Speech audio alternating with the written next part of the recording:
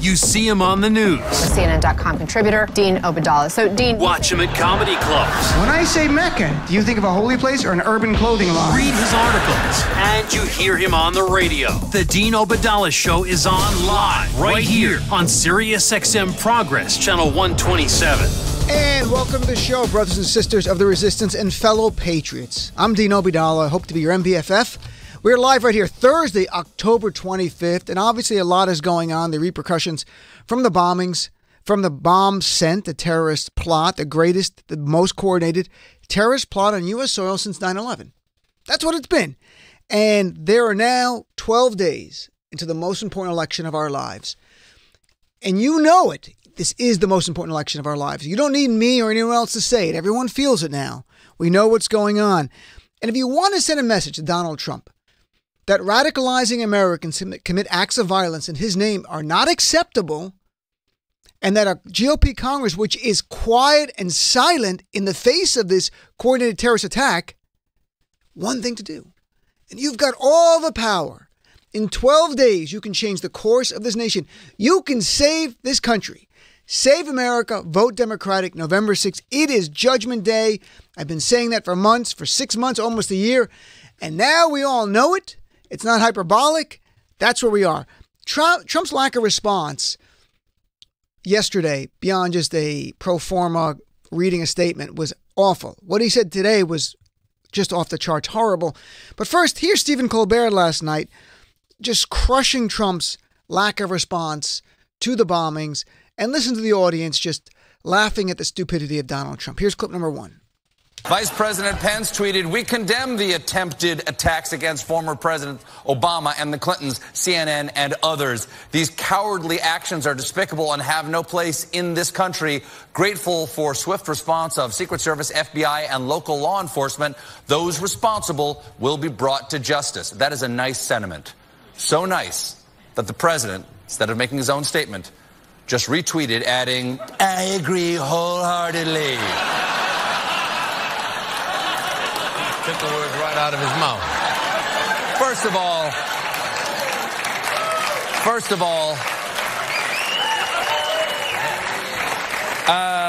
we fact-checked that one, and it doesn't work out. You have no whole heart. And second, you're the president. There's been an attempted attack on two previous presidents today. This is the one time you can't think of your own tweet? It reminds me of Lincoln's first draft of the Gettysburg Address. What that first guy said. Donald Trump tweets about everything, and he literally did not tweet something himself condemning the attack or calling for the people involved to be called to justice, the way Mike Pence did. He literally tweeted, that was not a joke. He tweeted, "I wholeheartedly agree with," and then it was just tagged to Mike Pence's tweet. If you're not on Twitter, it's simply Mike Pence makes a statement, and Donald Trump's statement is, "I agree with that one," and then shares it to the public. You could not send a more clear message about how little you care about violence. And as of now, I think everyone knows, you follow the news, that there's been 10 bombs out there. To sum up, Barack Obama, Michelle Obama, Bill Clinton, Hillary Clinton, Joe Biden, Eric Holder, John Brennan, Debbie Wasserman Schultz, Maxine Waters, George Soros, Robert De Niro, CNN. And let's be very clear about this. Yesterday, there was an assassination attempt of two former U.S. presidents.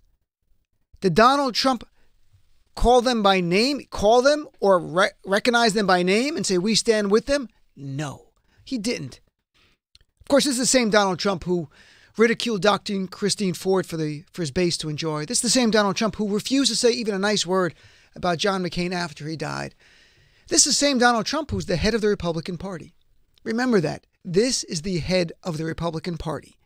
And if you're debating how you should vote on November 6th, do you want to reward the head of the Republican Party who refuses to denounce with any kind of passion whatsoever the most coordinated terrorist attack on U.S. soil since 9/11? It's your choice. Donald Trump, in the way he had demonizes CNN, Maxine Waters, NFL players, anyone who stands up to him, is 10 times more passionate than in the way he condemned this terrorist attack yesterday by reading a statement. And at his rally last night, and we're not going to play his stupidity, he literally read off the teleprompter how this is wrong. Then he blamed the media. And he also patted himself on the back going, look how well I'm behaving, meaning he was not veering off. What happened today? What did Donald Trump do today? Two things. One, he pivoted back to the caravan, saying that that the caravan was on its way, and he tweeted about it. Here is where the media is letting us all down on the caravan. How far do you think the caravan is from reaching U.S. soil? And the Washington Post covered this today. This should be on every report. Forget Fox News. How far do you think the caravan is that you see on TV from U.S. soil? If you guessed 1,000 miles from U.S. soil, you were right. So how long will that take them to get here? Well, they walk 15 to 20 miles a day when they're lucky. That means, folks, get ready. They are 2 months from the U.S. border. I'm not exaggerating. They are 2 months from the U.S. border. So why is it nonstop coverage on all medias of a caravan that will not get here till the end of December? Because Donald Trump turned it into a campaign issue. He's sending 800 troops down to the border today for a threat that will not materialize for literally 2 months. That's not a liberal spin. That's not a talking point. That's the exact facts. 2 months to reach the Rio Grande River. 2 months to reach Tijuana, either place. 2 months. But Donald Trump's sending 800 troops there. Why didn't Donald Trump pledge to send more resources to help the FBI and law enforcement find out who the terrorist is? Who sent bombs trying to assassinate 2 former U.S. presidents, try to assassinate a former U.S. Secretary of State, the former Democratic nominee for president, try to assassinate the former U.S. Attorney General, and a sitting member of Congress? Why would you not commit more resources for that? And then today, Donald Trump took to Twitter. And finally today, Donald Trump made it clear. He was going to bring the person to justice. He was going to commit all the resources necessary. And there's no place for political violence in America. Right? Of course not. That's not what Trump does. Donald Trump today tweeted, a very big part of the anger we see today in our society is caused by the purposely false and inaccurate reporting of the mainstream media that I refer to as fake news. It has gotten so bad and hateful that is beyond description. Mainstream media must clean up its act fast. No, the anger in America is not caused by the media. Now, there was anger before Donald Trump, but Donald Trump has taken anger to new levels since he came down that escalator and began demonizing Latinos. And to remind people of a few moments of these are self-professed Trump supporters committing acts of violence or trying to commit terrorist attacks and believing Trump might like these, I'll give you a few. 2 months after Donald Trump came down that escalator, August 2015, 2 brothers from Boston beat up a Latino homeless man. And as the police report said, this was not reporting, it was in the police report, they said, the defendants, the suspects, Donald Trump was right. All these illegals need to be deported. October 2016, I'll give you another example. 3 Trump supporters in Kansas were arrested. They're known as the Crusaders for plotting to kill Muslims in Kansas. Somali refugees. Muslim refugees, the type Donald Trump wanted to ban. They were later convicted. Trump supporters. In the fall of 2016, numerous mosques were defaced in America with the word Trump.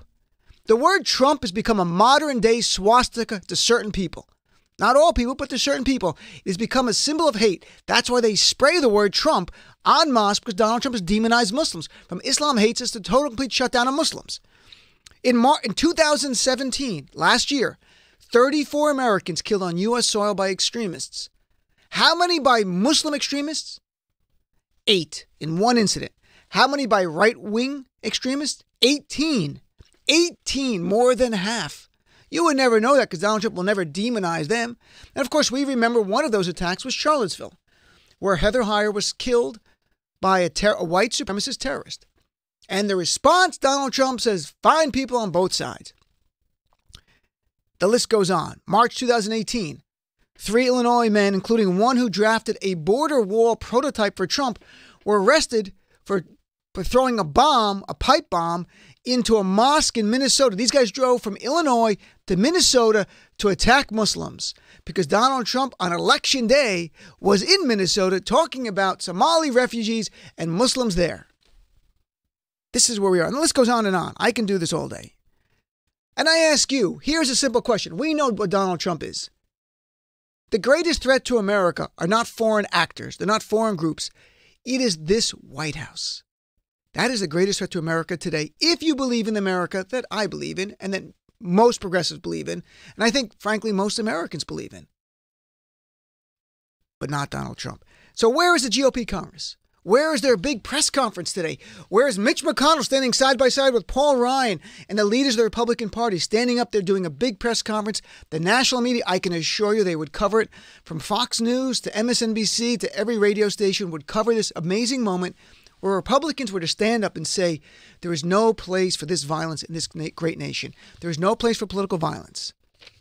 Never happened. Why doesn't it happen? And some criticize it here and there. Some tweeted. But no big press conference, which they could have easily called. They control the Senate and the House. They know we'll get a lot of press. Why? Because they don't want to dampen the enthusiasm of their base 12 days out by scolding someone and assuming that it was someone in their base. Even though they don't have to do that. They can just say, without saying we don't know who did it, but there's no place for any kind of bombs or bullets. It is just ballots. That's what our nation's about. They didn't do that. Contrast this with Steve Scalise was shot by someone who was a self-professed Bernie supporter. Bernie, you cannot make even a twisted argument that Bernie Sanders advocated violence or even suggested violence. He never did. But the guy who shot Steve Scalise was a Bernie supporter. The responses by Democrats quickly, and I'm reading them right here. Nancy Pelosi said, on days like today, there are no Democrats or Republicans, only Americans united in our hopes and prayers for the wounded. And she commended the Capitol Police for their bravery. Senator Bernie Sanders, because this man was a Sanders supporter, he said, informed about I am sickened by this despicable act. Let's be as clear as I can be. Violence of any kind is unacceptable in our society, and I condemn this action in the strongest possible terms. This Democratic Senator Dianne Feinstein, this kind of mindless violence must stop. The list goes on of Democratic leader Chuck Schumer, Democrat after Democrat, making it clear with one voice there's no place for political violence. Show me where the Republicans are doing that today. Show me that. It's not there. You can't find it. Yes, some have tweeted. I agree. And Steve Scalise made a statement. That's true. But they control Congress. They should have a unified press conference with Mitch McConnell and Paul Ryan and leaders on both sides standing there. But they won't do it because they don't want to dampen the excitement of their base.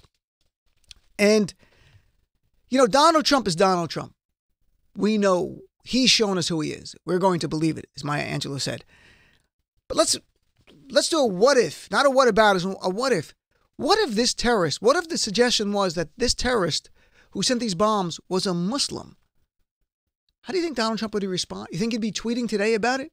You think he would have had a standalone press conference to talk about it? Of course he would have. If he thought this terrorist was an immigrant, you think Donald Trump would have a press conference today to denounce this and talk about it? Of course he would. He'd be tweeting about it. But he did neither of those things.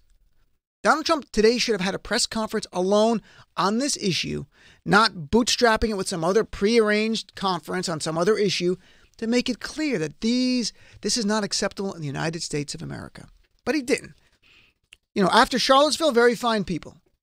That was Trump. After this terrorist plot, he blames the media, literally blamed the media. There's not one tweet today saying we're going to commit all the resources of the federal government to prosecute these people to the full extent of the law. Nothing, except the very big part of the anger is the media. But when an attacker is a Muslim, like after San Bernardino and an immigrant, Donald Trump called for a total complete shutdown on Muslims. After the terrorist attack last year in New York by a Muslim immigrant who drove his truck despicably, horrifically, and killed people, Donald Trump called for sweeping changes to our immigration laws to end what was known as chain migration. But today, Donald Trump is silent. After Charlottesville, Donald Trump called for no policy changes. And I want to clarify one thing, because there's something on the right, and not the BS, fake, false flag stuff. I mean this lie we're hearing from the right, that Democrats are just as bad in inciting violence as Donald Trump. First of all, they're admitting Donald Trump has incited violence. They're just saying we're just as bad. They bring up a few things. One, Antifa. Let's be clear. Antifa is not part of the Democratic Party. Again, Antifa is not part of the Democratic Party. There are no Democrats trying to entice Antifa to be part of our party. In fact, let me tell you what Antifa is. I wrote about it. I went back to my article. I went through investigative reports about Antifa. Antifa's ideology runs afield of the Democratic Party. They are anarchists and communists who are way outside of the traditional conservative liberal spectrum. That's the words of experts I'm reading. Not me, not a Democrat, not a Republican, experts. The report says it is true they are willing to physically attack anyone who employs violence against them or condones racism. After 2017 Berkeley Antifa incident riots, Nancy Pelosi clearly said, our democracy, and I'm reading from her statement 2017, right after Berkeley, our democracy has no room for inciting violence or endangering the public, no matter the ideology of those who commit such acts. She went on to say the violent actions of people calling themselves Antifa in Berkeley this weekend deserve unequivocal condemnation, and the perpetrators should be arrested and prosecuted. Show me where Donald Trump has tweeted one time the people involved in sending these bombs, trying to assassinate former Democratic presidents, should be arrested and prosecuted. You can't find those because he didn't tweet that. He tweets every stupid thing. All day he's been tweeting.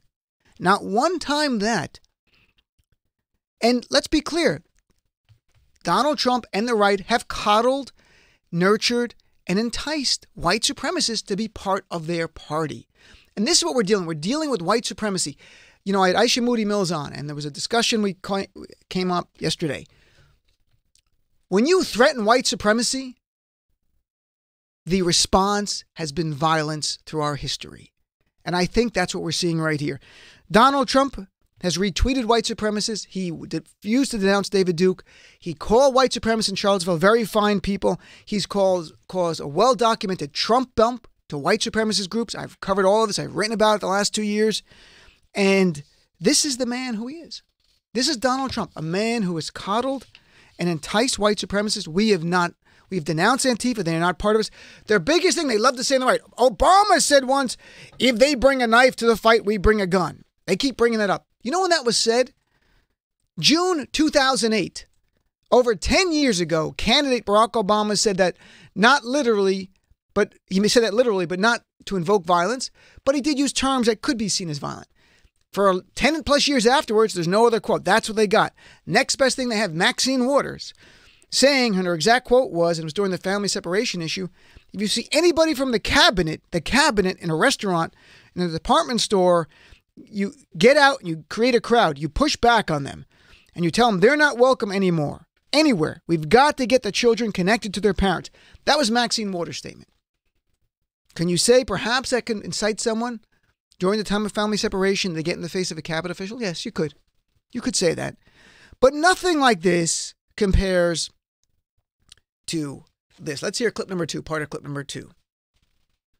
Knock the crap out of him. Like to punch him in the face. Would have done well, but I would have been boom, boom, boom. I'll beat that. I don't know if I'll do the fighting myself or if other people will. Maybe he should have been roughed up because it was absolutely disgusting what he was doing. If you see somebody getting ready to throw a tomato, knock the crap out of him. That is a small sample of Donald Trump's literal incitement of violence. And if you go, well, that was from the campaign. I mean, they cite Obama from 10 plus years ago saying one sentence. You have this. Here is Donald Trump just last week ago applauding a member of Congress who literally beat up a journalist and pled guilty to committing a crime of beating this man up. Let's hear clip number 5. But Greg is smart. And by the way, never wrestle him. You understand that? Never. Any guy that can do a body slam, he's my kind of...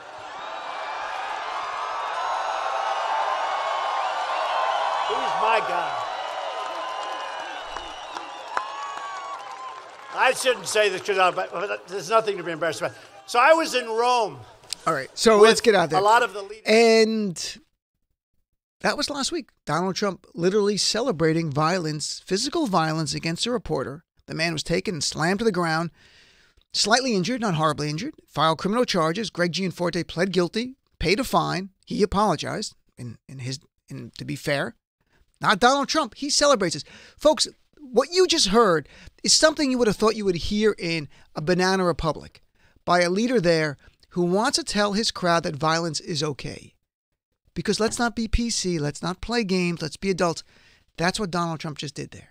He was telling his base, violence is acceptable, and I will celebrate you when you commit violence. That's what Donald Trump is doing. You can go through history. Germany, 1930, but you can go more present, Mussolini. The list goes on and on of people using violence to achieve political ends. Donald Trump not denouncing this attack to me is clearly a message to his base. Keep doing what you're doing. I don't want you to lose your energy. And if I have to sacrifice a few of you to be arrested because I've radicalized you, that's fine because it helps me. It's all about Trump. And I don't think for a second any Trump supporter listening here would fall prey to Donald Trump's radicalization attempts. And if you thought about it for a second, Donald Trump doesn't care about you, just so you understand. He cares about himself. Never allow him to radicalize you into an act of violence because it is your life and your family's life that will suffer, not Donald Trump. He'll be fine. But again, I don't think even the hardcore Trump supporters will call in. I don't think any of them would fall for the lies of Donald Trump and commit an act of violence. And I say that sincerely. I'm not joking around at all. I say that sincerely. But if they hear of any friends muttering, maybe violence, correct them. Trump doesn't care about them. He cares about him.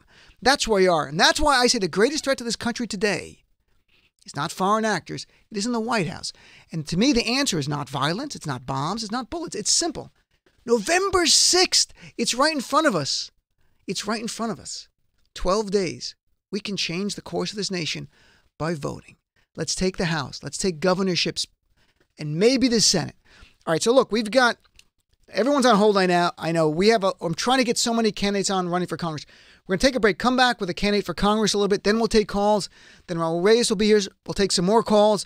We're going to squeeze in a lot of calls. I want to hear from you, but we have 2 candidates for Congress on because I'm so committed to making the show a platform for Democrats running for Congress so we can take the House back. We have 2 great ones. So we'll come right back with the first one from Long Island running against Peter King, who we got to beat Peter King. Be right back with more of the Dean Obeidallah Show right after this.